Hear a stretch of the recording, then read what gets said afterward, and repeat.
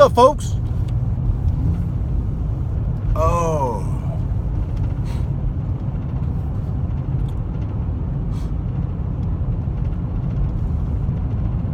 It's a gorgeous day.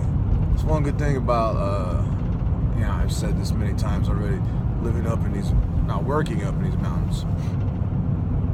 Living up here wouldn't be so bad, but I need a coffee shop, man. I need a coffee shop. I like coffee shops. I like trendy coffee shops, but not too fancy. But fancy. A little fancy, not too fancy. I don't know. Maybe one day I'll open my own. You hear that metal rattling? I don't know what that is. I don't have any metal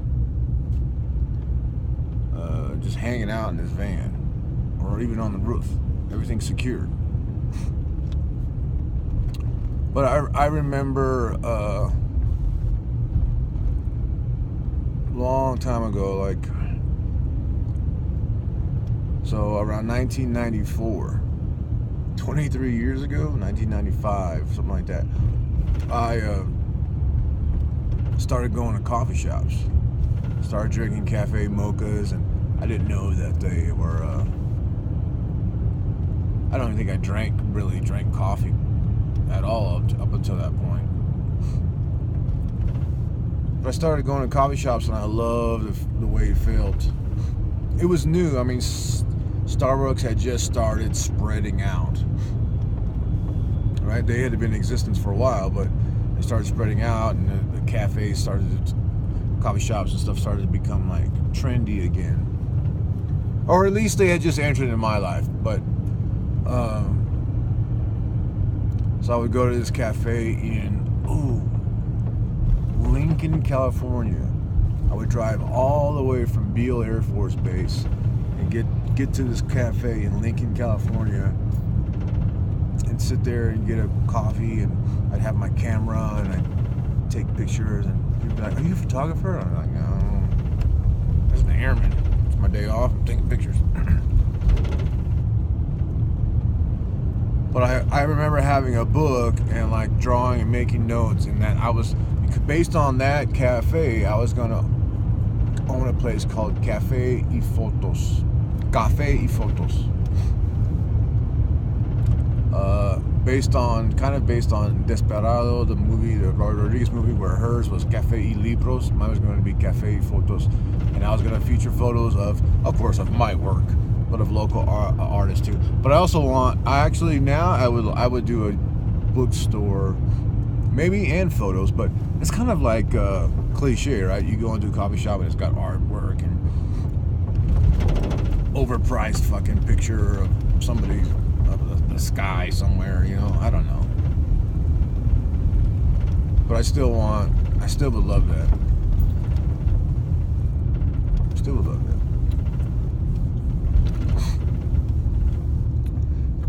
that. So I work at a casino, and even people are gambling right now. It's almost 8 o'clock in the morning. It's ridiculous. Hey, whatever. To each their own, right? So last night I was having a little conversation with somebody, and this person said, "So what are you going to do now that your 30 days is up?" And I'm like, "What? Holy shit! I totally forgot. I wouldn't even have known. I wouldn't even have marked occasion. I called this last week. I was like, it's going to be day 35, and I'm not going to know. If it wasn't for this person, that probably would have been the case."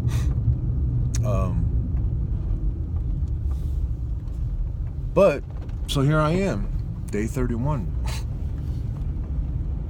I had nothing planned for when I hit day 30. I had thought about it, and so what I thought about was, well, what I usually think is like, oh, I'm going to eat something. I'm going to do this, and like, I concluded that food is not going to be my reward, shouldn't be my reward. So,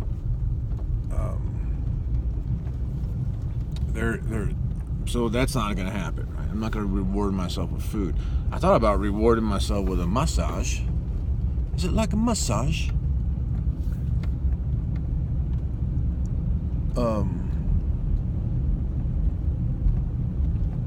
But who knows?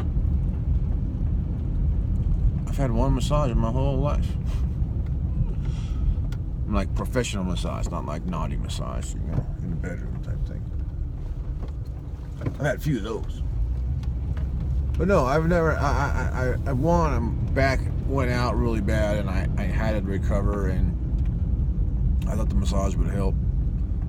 Now, you know, I was in so much pain that I was willing to try anything.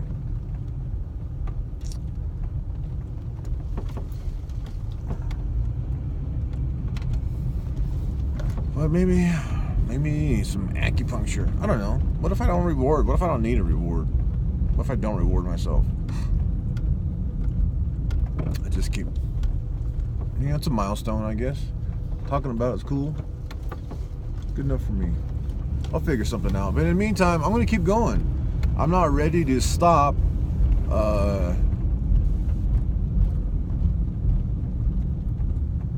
I don't know if I will, because here's the thing. I have committed to abstaining from certain foods.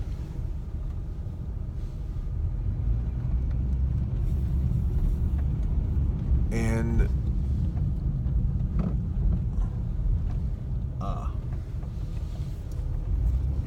I've committed to abstaining from certain foods. I guess forever. I don't know. That's the hard part, right? So not only have I committed to not eating these foods ever again, I've also committed to not indulging in overeating. Here's the thing.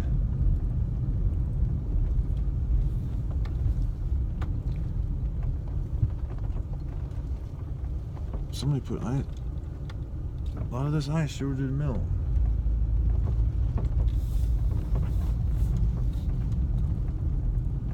Okay, sorry, but we got a sheet of ice and that's not any good. And we need to do something about it.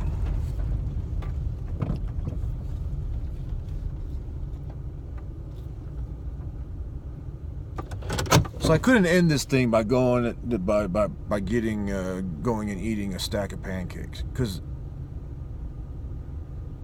I would just be starting all over again.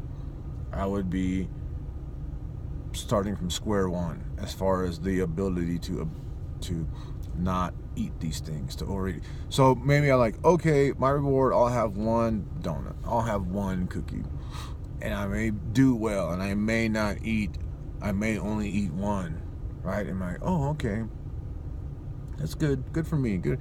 And I'm like, okay, back at it for a week.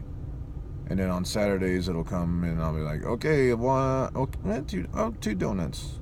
You know, it's the foods trigger something. Sweets, sugar,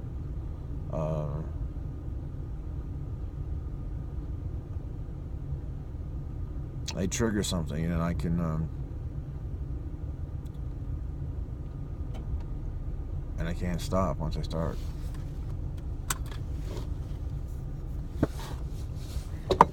The other thing is, I may start allowing myself to eat stuff that I enjoy that's not necessarily a trigger. So if I can eat tacos every now and then, like once a week, I'd love that. If I can eat gluten-free pizza, I would love that. Would that get me would I be out of control with that? Oh no, I don't think so. Tacos I can handle. Tacos I don't overdo. Tortilla chips, can't do it. Hyper palatable. I'll eat them nonstop. Well, I'm not gonna think about that for now. I'm gonna go. I guess my next goal is the 45-day mark, since that's what I've done earlier this year. I was able to do 45 days. We'll see how that works. But that flew by. 30 days of clean eating, 30 days of, here's what people think, right? I'm not going to deny myself life's pleasures, or I'm not going to, what do they say? Deprive myself. Like, fuck that. That's what drug addicts say. That's what alcoholics say. Life's too short. It's all bullshit. You are making excuses to enjoy your drug of choice, whatever it is. You know, I was talking to somebody, just random. We started in the elevator and I started talking, and then things got to the paleo diet, things got to ancestral health, and somebody else, a very, very, very sick woman. You can just look at her and see how sick she is. Not to mention hear her cough. Not to mention watch her smoke cigarettes, or you know. But just, she says, "Well, that's not sustainable." And this is what I'm learning. When people say that is not sustainable, that eating vegetables and meat and drinking water is not sustainable, what they mean is they can't go without the thing that's not a vegetable or a meat, right? They can't go without that thing. They can't picture their lives without it. And so this program or this diet is not sustainable, because that means they can't eat donuts, right? Because that means they can't eat fucking soft serve pretzels with fake nacho cheese. Which I get it. I get it. I've failed over and over again. I've eaten popcorn. I've eaten donuts. And for the longest time I didn't, right? The longest time I didn't eat wheat at all. Then I started I didn't eat wheat at all for years.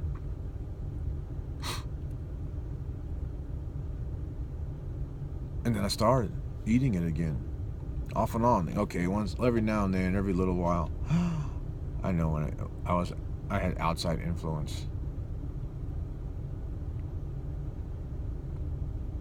Anyways, my point is that if you think eating natural foods, eating plants and animals and drinking water is not sustainable, you're wrong. What did people do before donuts? What did people do before potato chips? What did people do? Don't give me any bullshit excuse that it's not natural. Where did this goddamn fly come from? Anyways, that's me. That's how I feel. 30 days, I feel great. I feel pretty good. Sleep is awesome.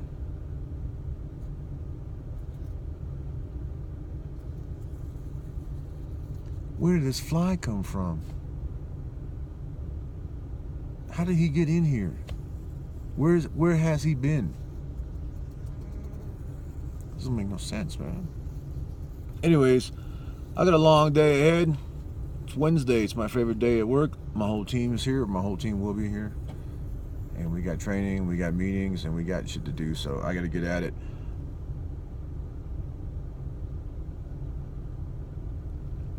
That's it, folks. 30 days. See if I can go. I say 45. Let's see if I can go another 30. Let's see if I can hit day 60. Let's see if I can hit day 365. 1 month at a time, though. All right, folks. Thank you. Take it easy.